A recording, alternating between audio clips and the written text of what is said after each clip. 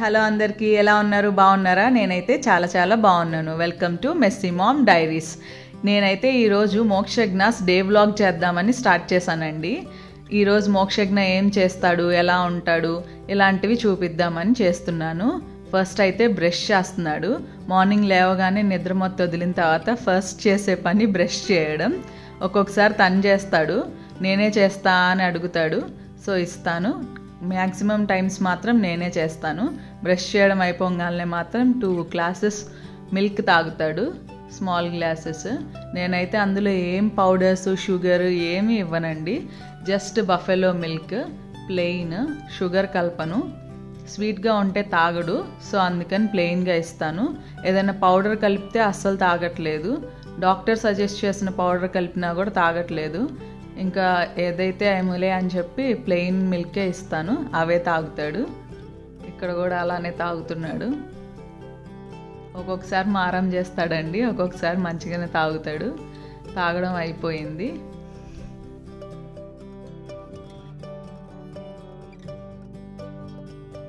Hi-fi అడిగితే hi-fi ఇస్తున్నాడు. ఇంకా అవి షింక్లో పడేద్దామని తీసుకెళ్ళిపోతున్నాడు. మనం చెప్పక్కర్లేదండి, తినంగానే తాగంగానే గ్లాసెస్ కానీ ప్లేట్స్ కానీ తీసుకెళ్ళి షింక్లో పడేస్తాడు. అది మమ్మల్ని చూసి అలవాటు అయిపోయింది. ఇంకా అది అయిపోగానే నెయిల్స్ బాగా పెరిగినాయి అని నెయిల్స్ కట్ చేద్దామని స్టార్ట్ చేశాను. ఇదైతే మా మమ్మీకి థ్యాంక్స్ చెప్పుకోవాలి నేను.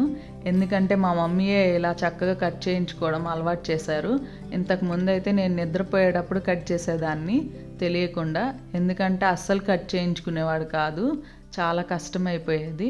ఇంకా నిద్రపోయేటప్పుడు నోటితోనో నెయిల్ కట్టర్తోనో తెలియకుండా స్పర్శ కట్ చేసేదాన్ని.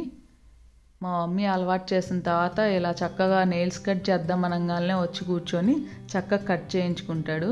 తనే చూసుకుంటూ ఉంటాడు, ఎక్కడ స్కిన్ కట్ చేస్తానో అని చెప్పి చాలా జాగ్రత్తగా కట్ చేయించుకుంటాడు. నెయిల్స్ కాళ్ళకి చేతులకి రెండింటికి ఒకేసారి కట్ చేసేస్తానండి, 10 డేస్కి ఒకసారి.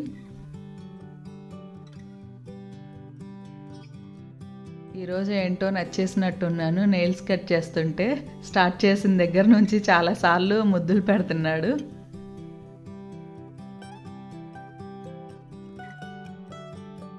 ఇంకా కట్ చేయడం అయిపోగానే తీసేద్దామని అంత దగ్గరికి నెడుతుంటే తను కూడా నెడుతున్నాడు. మనం ఏం పని చేస్తే ఆ పని చక్కగా చేస్తాడండి.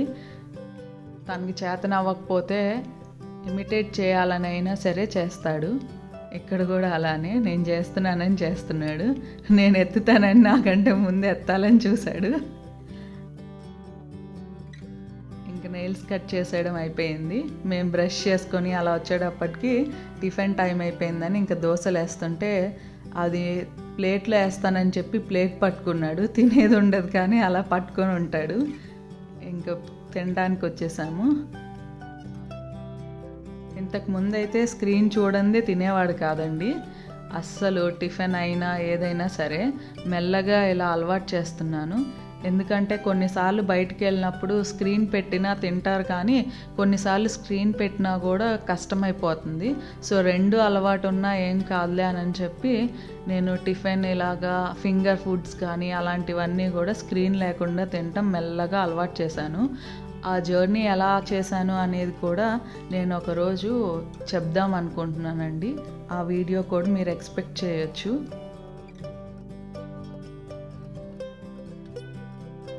పిల్లలన్నాక ఆడుతూనే తింటారు కదా, ఒక్క పొజిషన్లో ఒక్క చోట కూర్చొని అట్లా అస్సలు తినడండి. ఇల్లంతా తిరుగుతా అలా ఆడుకుంటూ తింటూ ఉంటాడు. నేను పెట్టాలి నోట్లో ఒక్కొక్కసారి నా చేతిలో నుంచి అస్సలు తీసుకోడు, వచ్చి తను తుంచుకొని తింటూ ఉంటాడు. నేను అన్ని రకాల సౌత్ ఇండియన్ బ్రేక్ఫాస్ట్లు పెడతానండి. ఇడ్లీ, ఉప్మా, దోశ ఇలా ఏదైనా సరే పెడతాను. ఇంకా అది అయిపోయిన తర్వాత కాసేపు మేము టిఫిన్ చేసి అలా అయిపోయేటప్పటికి వంట చేద్దామని వచ్చాను. నేను ఆనియన్స్ కట్ చేసేటప్పుడు చూడలేదు, ఇప్పుడు నేను చేస్తుంటే వచ్చాడు. అలా పైకి ఎక్కేసి నుంచుంటాడండి. నాకు భయం వేస్తుంది. అలా నాకు హెల్ప్ చేద్దాం అన్నట్టుగా తనే చేయాలన్నట్టుగా చేస్తాడు, కానీ నాకు ఎక్కడ తన మీద ఆయిల్ పడుతుందో లేకపోతే ఏదైనా జరిగిద్దేమో అని చాలా భయం.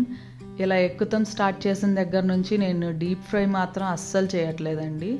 ఇంతకుముందు ఎప్పుడైనా ఒకసారైనా కానీ డీప్ ఫ్రై చేసేదాన్ని, ఇప్పుడు అస్సలు లేదు. ఎప్పుడైనా తప్పదు ఇలాగ ఇది చేయాలి అని చెప్పి కొంచెం తను లేకుండానే చేయాలి అనుకున్నవైతే వాళ్ళ డాడీతో ఇచ్చి బయటకు పంపించేస్తాను, లేకపోతే తను నిద్రపోయేటప్పుడు చేస్తాను.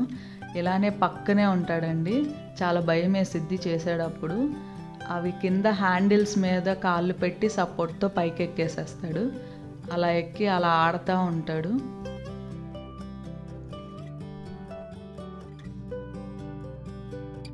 ఇంకా దిగు అంటున్నానని చెప్పి దిగేద్దామని దిగేస్తున్నాడు. అక్కడ ఏదో కనపడిందని ఆగి అడుగుతున్నాడు కావాలని. నేను ఇవ్వనని చెప్పాను, నేను ఇవ్వనని చెప్పి దిగేస్తున్నాడు.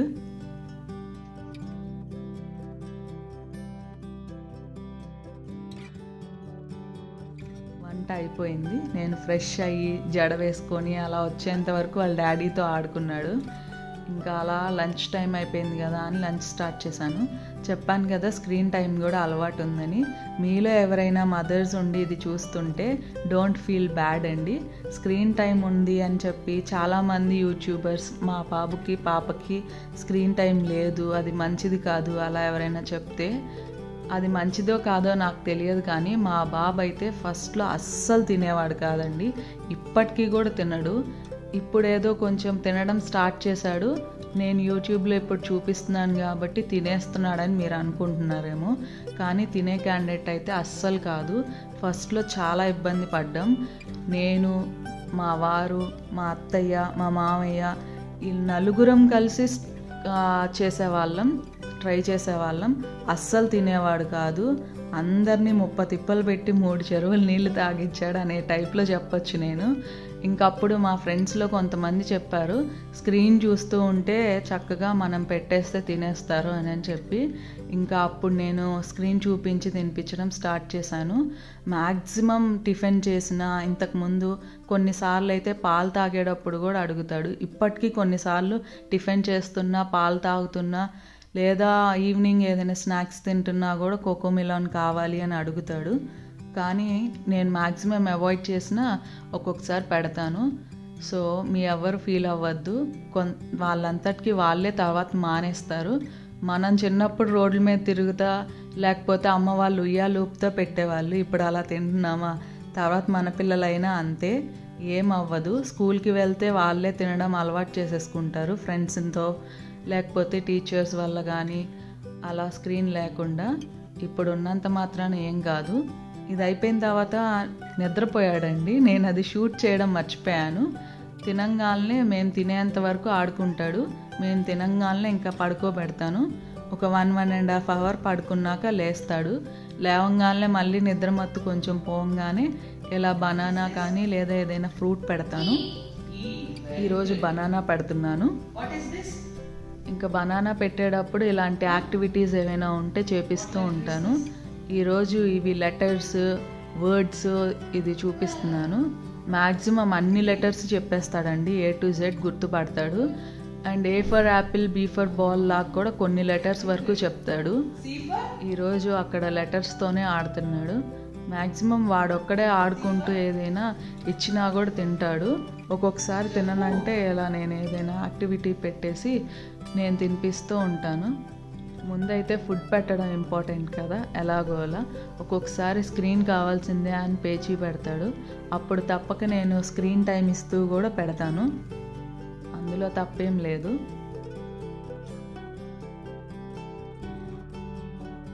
సో ఇలా బనానా పెట్టేశాను, అయిపోయింది. అండ్ వాడు కూడా కార్డ్స్లో ఉన్నాయన్నీ కూడా లెటర్స్ చక్కగా కరెక్ట్గా పెట్టేశాడండి. చూడండి, cat, dog, hen, sun, cup.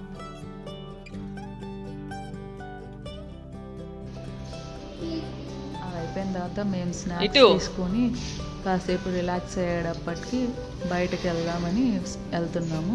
యాక్చువల్గా అయితే అప్పుడప్పుడు పార్క్కి వెళ్తామండి, కానీ మార్నింగ్ వర్షం పడింది. సో పార్క్లో అంతా బురదగా ఉంటుంది కదా అని చెప్పి ఈరోజు పైకి వెళ్తున్నాం. మేము ఉండేది గ్రౌండ్ ఫ్లోర్, సో పైకి వెళ్ళడానికి లిఫ్ట్ ఎక్కాం. ఈలోపు కొంచెం సేపు అయింది కదా తినడానికి అని ఫింగర్ ఫుడ్స్ లాగా ఇలా పల్లి సౌండ్ వస్తుందని అలా లిఫ్ట్ని కొడుతున్నాడండి. కాబట్టి ఇలా బయటకు వెళ్తున్నాం. అమ్మాయిలు సైలెంట్గా ఉంటారు కానీ అబ్బాయిలు కొంచెం ఎక్కువ అల్లరి చేస్తూనే ఉంటారంట. అది ఎంతవరకు నిజమో నాకు తెలియదు కానీ మా అబ్బాయి కూడా కొంచెం మంచి యాక్టివ్గానే ఉంటాడు. ఇలా పైకి వచ్చాం బాల్ ఆడటానికి, కానీ గాలి మాత్రం చాలా బాగా ఉందండి. వెదర్ కూడా చాలా బాగుంది. ఇంతకుముందు క్యాచెస్ ఆడేవాళ్ళం అండి, కానీ బాల్ కింద పడిపోయింది ఒకసారి. ఇంకా అప్పటి నుంచి ఇలా ఫుట్బాల్లా ఆడుతున్నాము దాన్ని. అది యాక్చువల్గా వాలీబాల్, ఫుట్బాల్ అయిపోయింది.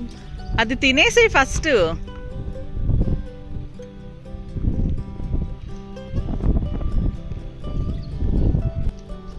ఆ బాల్లో కూడా ఫుల్గా ఎయిర్ ఉండదండి, ఎందుకంటే ఎప్పుడైనా తగిలినా కూడా దెబ్బ గట్టిగా తగులుతుందని చెప్పి కొంచెం ఎయిర్ తీసేసాము.